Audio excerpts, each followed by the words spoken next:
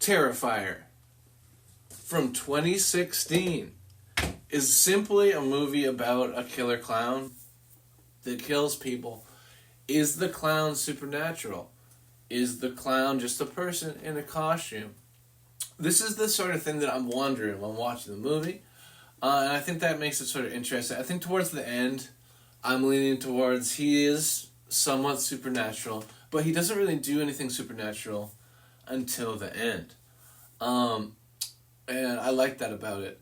But, yeah, what I was going to say is there's a movie called All Hallows Eve that really has the first appearance of Art the Clown, and it's a horror anthology, so that means that there's 3 different stories and a wraparound, but each of the stories has Art the Clown in them, at least at one point in them, and then Art the Clown, I think, is in the wraparound as well, so he's the overarching villain of this horror anthology.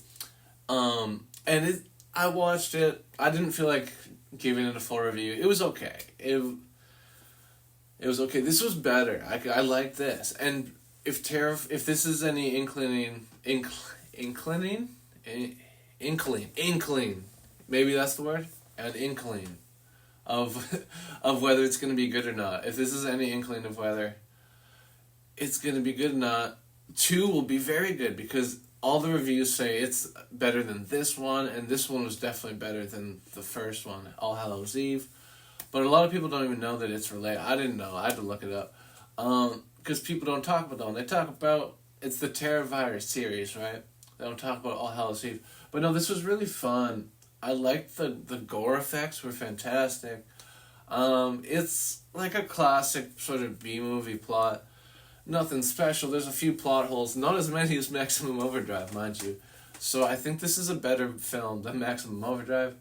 But let's look at the Rotten Tomatoes, and then I'll get into my notes. So 55% tomato meter for the critics, which is technically not fresh, but not terrible. And then 53% audience score, pretty close.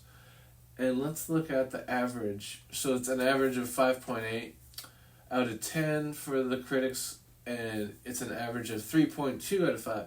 So it would go up to 64% if you went by the average for the audience, and it would go up to 58% for the critics, if you went by the average.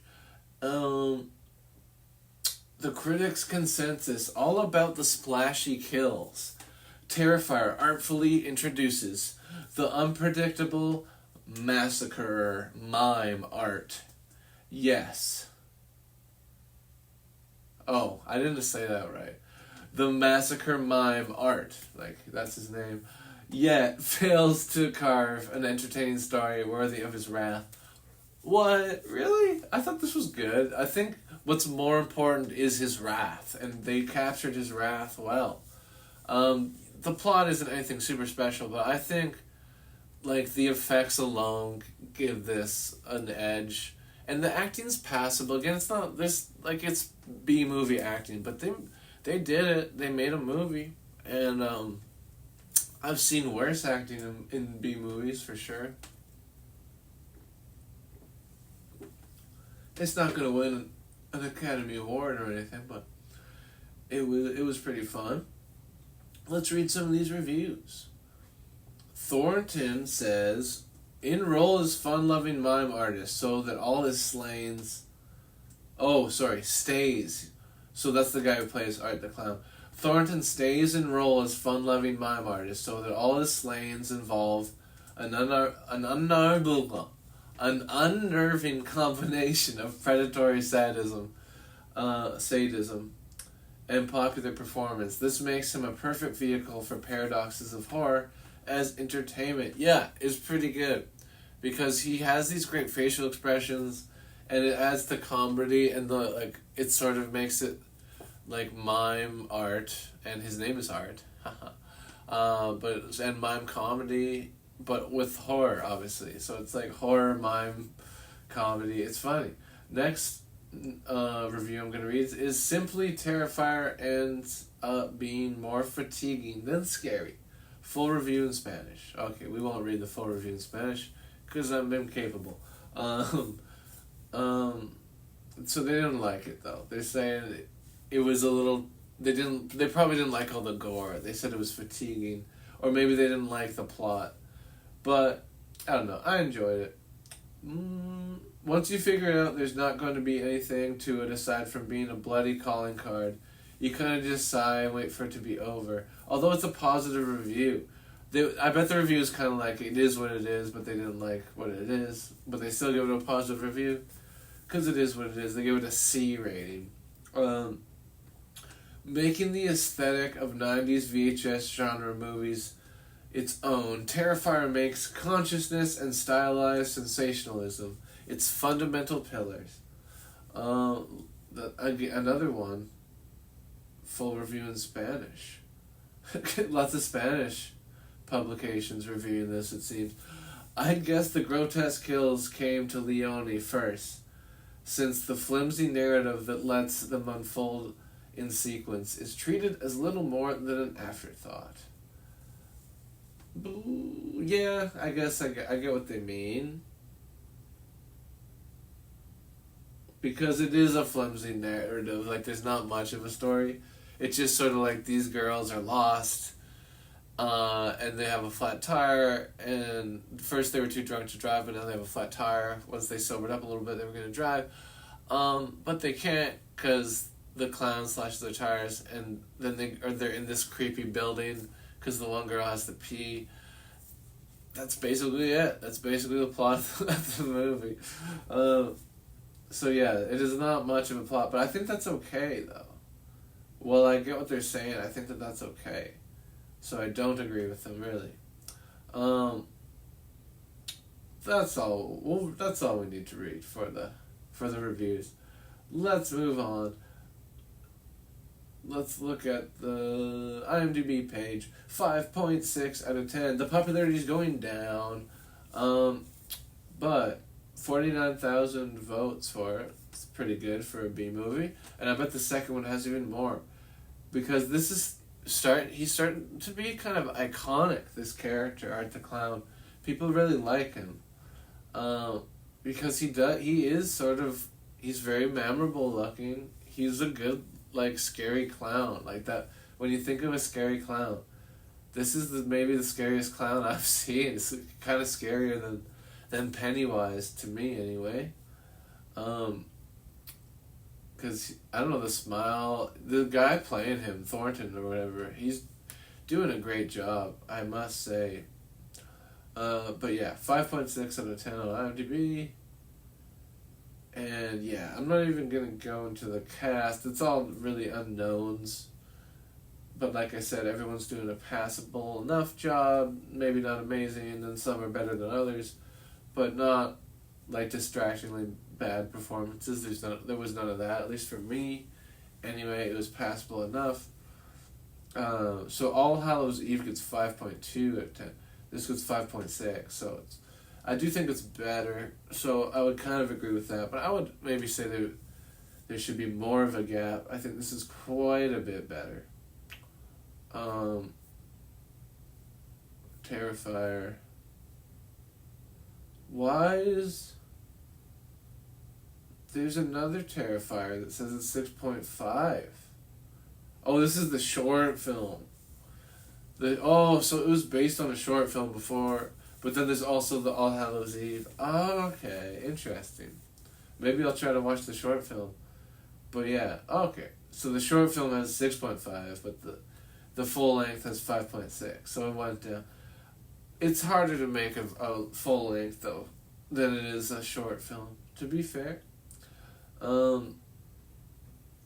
Let's look at the money this movie made. So it was only a budget of $35,000, but it grossed $416,000. So even though that's not a crazy gross, considering the budget, they did a very good job. They made a whole lot over their budget back. And honestly, for $35,000, that's like just a little over what our movie was made. And this looks like a lot better than our movie. I would say. I think that the effects definitely are better. Anyway, that's the main part of horror, especially gore horror, anyway. And like, specifically gore horror, I mean. But yeah, that's crazy. It's only $35,000. This movie looks very good for that. I would have guessed that this was like 1 million or maybe like a little less than 1 million, but like that's a lot less than 1 million. Holy fuck! Wow. Hey, yeah, that's great. All right, let's read my notes now. We got a few. Terrifier notes. Some actor from All Hallows Eve. Oh, same actor, not some. So yeah, there's an actor that played the babysitter in All Hallows Eve, and they're in this as a different character. And I noticed that right away, so I just made a quick note of that.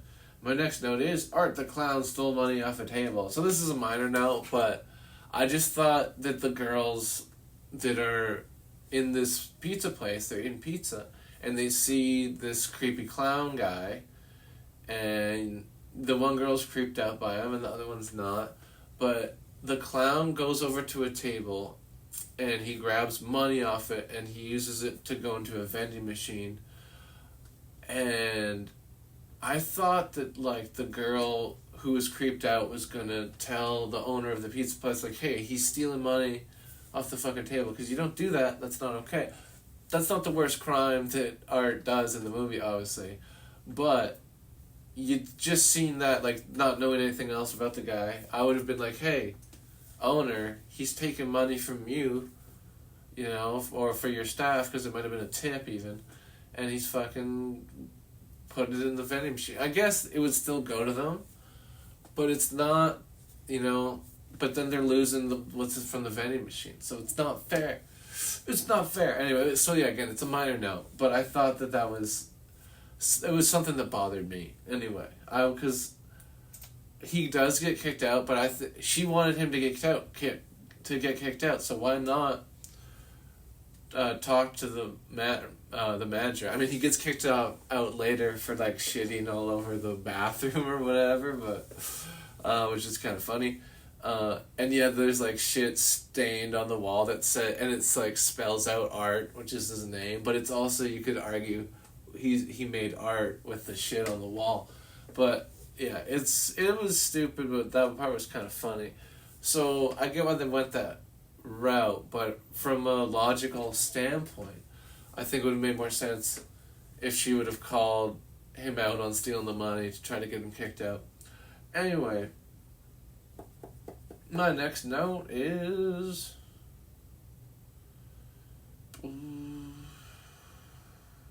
good practical effects. So I've already said this, but yeah, this movie just looks really great. The practical effects.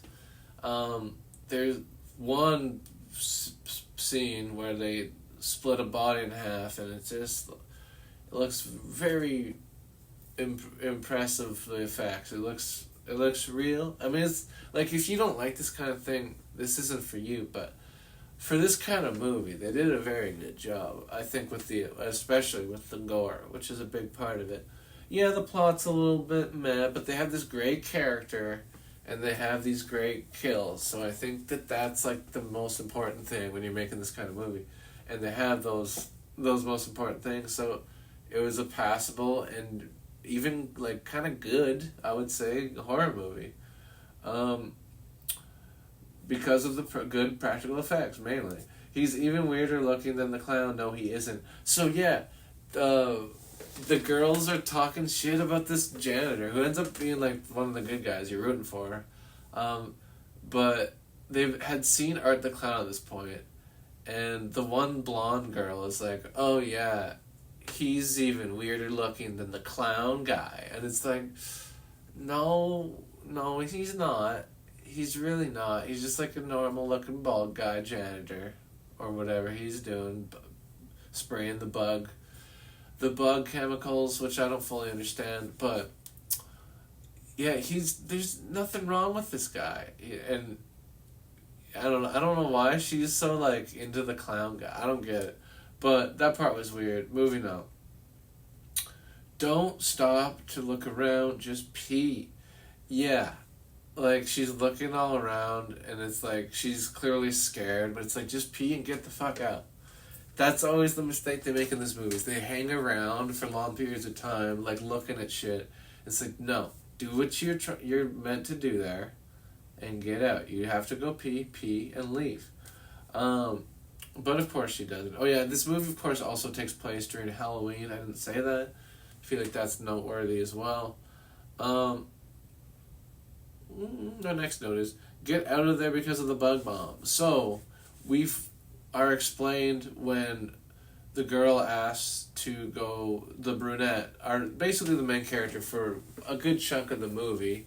I would say anyway. You could argue the clown is the main character, but as far as the human characters go, I would say it's her for a good chunk of the movie. But then she has to pee and she knocks on the door for this guy, and he explains that there's a bug bomb, and she's like, "Good thing that you didn't, that you came now and not a little bit later, because I'm bug bombing the place, and I wouldn't have heard you." And I just don't understand bug bombs and like the name bug bomb, because bug bomb implies like a thing that goes off, and it fucking just like sets off all this gas, and you want to get the fuck out of there while it does its thing, and fumigates. But they have him like doing the spray thing, so I don't really understand what a bug bomb is, but I guess I'll let that one slide. But yeah, she's like taking way too long to pee and shit. I was like, get out of there. There's a bug. There's gonna be chemicals, and also the guy spraying it he's not wearing a mask or anything, and you'd think that he'd be wearing a mask to protect from the chemicals. That part doesn't make sense to me. A definite step up from All Hallows Eve. Yeah, this movie's better than All Hallows Eve, and I wonder if it's the next one will be better than this one. If each movie keeps getting better, I wonder how long they can pull that off. Because so far they have, I would say, with these first two movies, which is nice to see, honestly. How is this crazy woman in the building? So yeah, this is a character I just don't really get. There's a woman holding a baby that's not real, like a baby doll, and she's just sort of like crazy wandering around the building, and there's a bug bombing going on again, and like, how does he not know she's there? Why is she there? It's never explained how or why she's there, but she's there, and she has a baby doll, and that's like her characteristic, is she's crazy and she loves this doll because she thinks it's her baby. That's it. And I don't really get her character, but she's there. She's one of the characters. So yeah, I don't really love that part or that character, but she's in it, and it's fine, I guess, but not my favorite part. But yeah, why is she there? Was my main note for it. Where is the bug bomb? Okay, so I already talked about the bug bomb a bit, but yeah, I guess I just didn't understand what a bug bomb is. They do show him spraying, but they don't have him with the protective gear, like I said before, so that's a little weird. My next note though is Art the Clown is already iconic. He really is. I've heard someone saying like, we're getting these like modern horror villains. He's like almost like he might get to the ranks of Freddy and Jason one day. Who knows? And it's kind of cool that we be getting these new horror icons, and I think he's up to the task. I like Art the Clown. I think he would fit in well with those guys, Jason and shit. I'd like to see them go up all against each other. Be some good fights. My next note is boobs. There's boobs in this movie. That's all. Art got too many chances to fight back. Yeah, they always do this in movies where they have the protagonist fight the bad guy and be like doing well and be like hitting him with something, but then they give them too many chances to fight back, or they like just let them recover and attack them, or give them a chance to rejuvenate or whatever. And that's happened so many times in these movies. So when some of the reviewers were saying that this has such a mundane plot and a lot of the horror tropes, I get what they mean. Although it didn't maybe bother me as much as some, I do get that to a certain extent. But my next note is kind of funny that Art pulls out a gun. So yeah, I like this part because the whole movie, Art is like using swords and stuff and like weapons that aren't guns, basically. And then all of a sudden, when you least expect it, he pulls out a fucking pistol and starts shooting. And I thought it was pretty funny because you don't expect. I didn't expect it. And yeah, it kind of made me laugh because you hadn't seen him use a gun up to this point, and you didn't think that he was the gun kind of guy. But apparently, he'll use whatever the fuck. He'll use any weapon. So that's kind of interesting too, because a lot of the villains are like they have their one weapon, right? Like Freddy's got his claws. Friday the 13th boy, Jason's got his machete. Typically, that's like his weapon of choice. I think he's used other shit too, but usually the machete. But in this one, he uses everything. He's got a fucking hacksaw. He's got a baseball bat, I think, at one point. He's using all these different weapons, and like I said, now he's using guns. So not predictable, and I like that about it. Reminds me of Leprechaun sometimes. Yeah, this is gorier probably than Leprechaun, but maybe not quite as silly as Leprechaun. But there's some elements that reminded me of it, just like with like the silliness factor of Art when he's sometimes like being really smiley and doing jokes when he's killing people. Some of the similar vibe, but not exactly the same because, like I said, Leprechaun's a little sillier. But yeah, there was a couple points was like this reminds me of Leprechaun a little bit. My next note is cliche that they don't make sure Art is dead. So I sort of already said this before, but yeah, they do this in movies all the time where the bad guy or the villain, he gets knocked down and you're like, oh, is he gonna are they gonna get him? Are they gonna keep hitting him to make sure he's dead? But they never do that. They never keep hitting him. They always they hit him once and then they walk away and they turn their backs and then they give him a chance to fucking get out. It always happens. They always do it. If that happened to me, if there was someone killing a bunch of people and I finally fucking got him, I would just keep going until they were done. Because you don't kill people unless they're killed a bunch of people. And I think that makes it okay. I don't know. Call me crazy. But yeah, fuck the clown. You just keep hitting them. Just keep hitting them. But they don't do it, and I think that's silly. Because it's cliche AF. Anyway, moving on. This movie likes eyes getting poked out. Yeah, they do this a few times in the movie, where they got people's eyes getting poked out. I don't understand the layout, but that's okay. Yeah, the building is a weird building, and I don't understand how it's designed, all the rooms and stuff. And I don't even understand what the building is. Is it an apartment building? I guess it is. But it's a weird-looking apartment building, and it's got some weird rooms. But it's fine. Moving on. Next note. I don't understand... Oh, I already read that. The cops would have shot Art by now. So, yeah. This is sort of cliche a little bit, too, I think, in these kinds of movies. Where the cops have Art at gunpoint. And they're like, hands up, and he's not putting his hands up. And they say it so many times. I think at a certain point they would have shot him, because there's so much time in between that. And then eventually he pulls out a gun. And at that point, wouldn't you immediately, he pulls out a gun to shoot himself.